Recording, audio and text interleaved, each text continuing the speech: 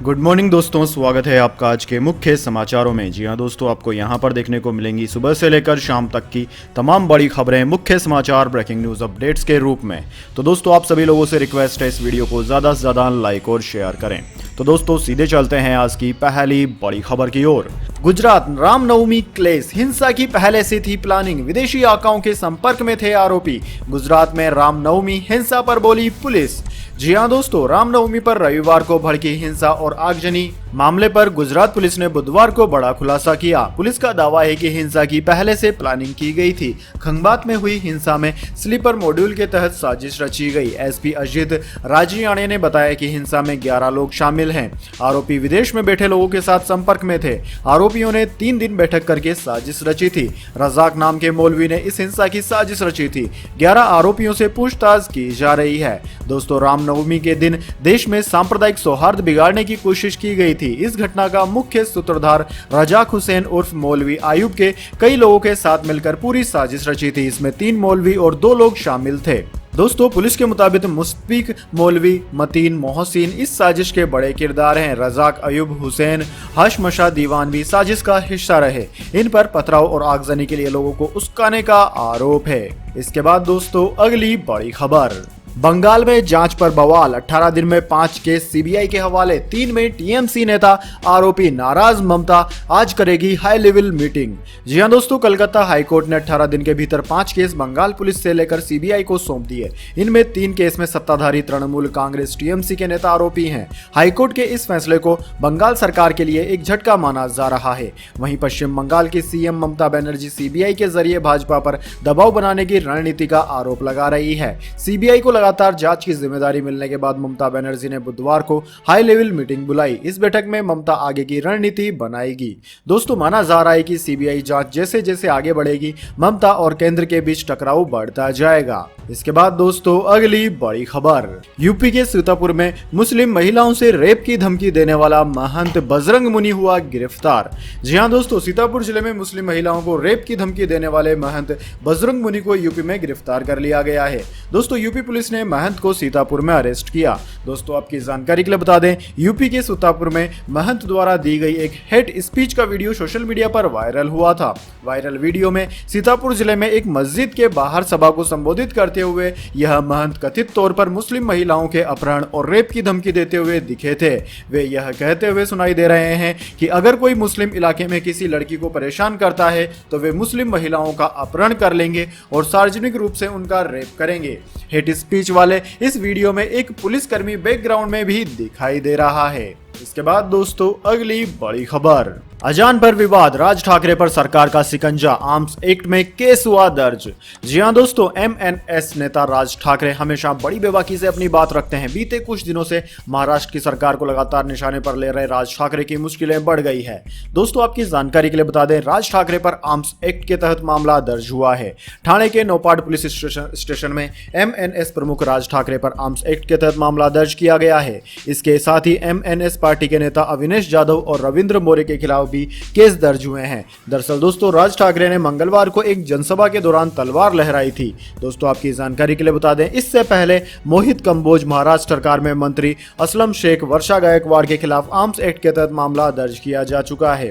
राज ठाकरे ने राज्य सरकार से 3 मई तक मस्जिदों के लाउड स्पीकर हटाने के लिए कहा है। ठाकरे ने एमएनएस समर्थकों की भारी भीड़ को संबोधित करते हुए कहा कि अगर लाउड स्पीकर नहीं हटाए गए तो उनकी पार्टी के सभी कार्यकर्ता मस्जिदों के सामने लाउड स्पीकर से हनुमान चालीसा बजाना शुरू कर देंगे। इसके बाद दोस्तों, अगली बड़ी खबर। श्रीलंका इकोनॉमिक क्राइसिस, कोलंबो तक पहुंच चुका है ड्रैगन का पंजा। श्रीलंका में बना रहा हाईटेक पोर्ट सिटी, भारत की बढ़ गई है टेंशन। जी हां दोस्तों, आर्थिक संकट में घिरा श्रीलंका बुरी तरह है चीन के चुंगल में उलझा हुआ है। चीन के कर्ज के जाल में फंसकर श्रीलंका पहले ही एक अहम बंदरगाह से लेकर राजधानी की जमीन तक चीन को 99 सालों की लीज पर दे चुका है। भारत के लिए यह बात चिंताजनक है। श्रीलंका पर चीन के प्रभाव की झलकियां राजधानी कोलंबो में साफ दिखाई देती है।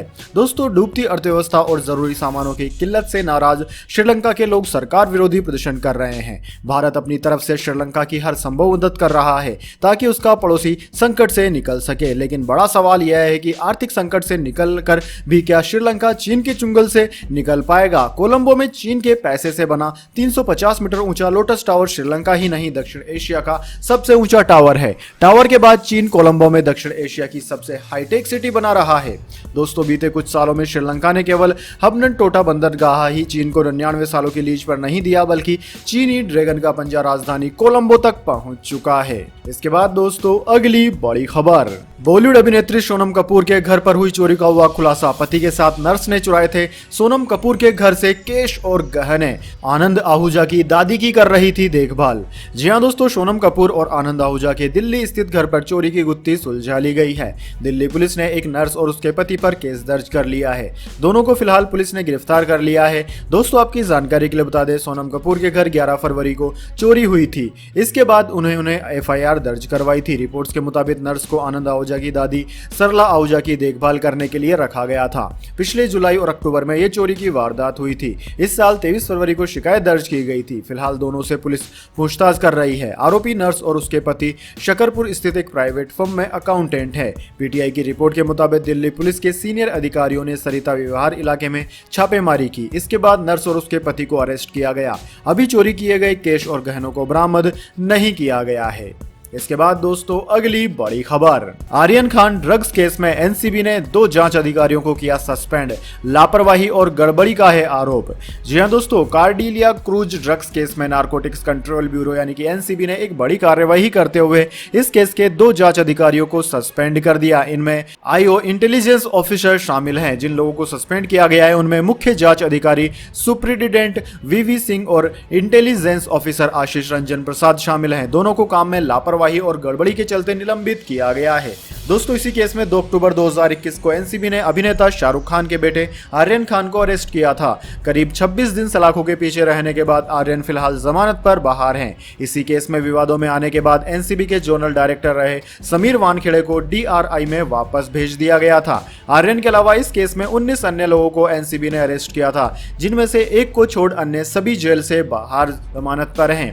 दोस्तों, NCB इस मामले में चार्जशीट भी दायर कर चुकी है। ऐसे में जांच अधिकारी के हटने से केस पर ज्यादा फर्क नहीं पड़ने वाला। इसके बाद दोस्तों अगली बड़ी खबर, राज ठाकरे की मांग पर बोले शरद पवार, कहा गंभीरता से विचार करे राज्य सरकार। जी हां दोस्तों, महाराष्ट्र की राजनीति में सत्ता पक्ष और विपक्ष के बीच जुबानी जंग जारी है। एक और महाराष्ट्र की सरकार में शामिल शिवसेना, कांग्रेस और NCP के नेता हैं, वहीं दूसरी ओर BJP नेता और MNS के प्रमुख राज ठाकरे। इस बीच मस्जिदों में लाउड स्पीकर का मामला लगातार तूड़ पकड़ रहा है। राज ठाकरे की ओर से महाराष्ट्र सरकार को 3 मई तक दी गई मोहलत और चेतावनी के बाद राष्ट्रवादी कांग्रेस पार्टी के मुखिया शरद पवार का बयान सामने आया है। NCP प्रमुख शरद पवार ने बुधवार को अपनी प्रतिक्रिया देते हुए कहा कि राज्य सरकार को इस पर गंभीरता से विचार करना चाहिए।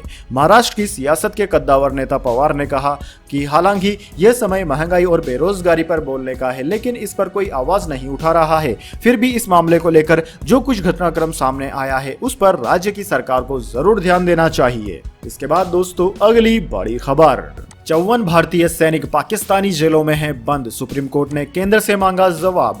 जी हां दोस्तों, 1971 के भारत पाकिस्तान युद्ध के बाद पाक की जेलों में बंद भारतीय सैनिकों की देश वापसी की मांग को लेकर दायर याचिका पर सुप्रीम कोर्ट ने केंद्र सरकार को नोटिस जारी किया है। याचिका मेजर जनरल कलवंत जीत सिंह की पत्नी जसवीर कौर ने दायर की। मेजर कलवंत जीत सिंह पिछले करीब 50 सालों से युद्धबंदी के तौर पर पाकिस्तान की गैर कानूनी हिरासत में है। याचिका में विदेश मंत्रालय, रक्षा मंत्रालय और चीफ ऑफ आर्मी स्टाफ को पार्टी बनाया गया है। जसबीर कौर ने याचिका में कहा कि पिछले 50 सालों में कम से कम 54 भारतीय सैनिक पाकिस्तान की अवैध हिरासत में है। ऐसे सबूत मिलते हैं जिनसे साबित होता है कि तमाम स्थानीय अंतर्राष्ट्रीय कानूनों को धत्ता बताते हुए उन्हें प्रताड़ित किया जा रहा है, उनके मूल अधिकारों का हनन हो रहा है। याचिका में कहा गया है कि भारत पाकिस्तान के बीच द्विपक्षीय संधि है। इसके बावजूद इन भारतीय युद्धबंदियों की न तो वापसी हो पाई है, न ही उन लोगों के खिलाफ एक्शन हुआ है जिन पर भारतीय सैनिकों को गैर कानूनी तरीके से हिरासत में रखकर प्रताड़ित करने का आरोप है। इसके बाद दोस्तों अगली बड़ी खबर, न्यूयॉर्क सबवे फायरिंग, गोली चलाने वाले शख्स ने किया बड़ा खुलासा। जी हां दोस्तों, अमेरिका के न्यूयॉर्क में सबवे के अंदर गोलीबारी करने वाले शख्स का एक वीडियो सामने आया है जिसमें वह कह रहा है कि मैं तनाव में हूं और मेरे दिमाग में बहुत नेगेटिव सोच आ रही थी।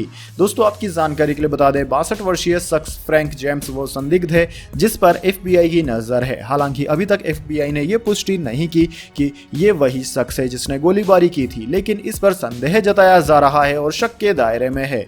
इससे पहले न्यूयॉर्क पुलिस ने बयान जारी कर हमलावर की पहचान बताई थी। पुलिस ने बताया कि एक 62 वर्षीय शख्स फ्रैंक जेम्स की पहचान की गई है जो फिलाडेल्फिया का रहने वाला है। फिलहाल पुलिस घटना में उसके शामिल होने के आधार पर तलाश कर रही है। न्यूयॉर्क पुलिस कमिश्नर किचतल सिवेल ने बताया कि इस समय हम अभी भी संदिग्ध को नहीं जानते हैं। वह व्यक्ति ट्रेन में हिंसा के इरादे से घुसा था। हम इसकी उच्च स्तरीय जांच कर रहे हैं। इसमें NYDP जासूस, FBI, NYPD संयुक्त आतंकवाद कार्यबल और ATF शामिल है।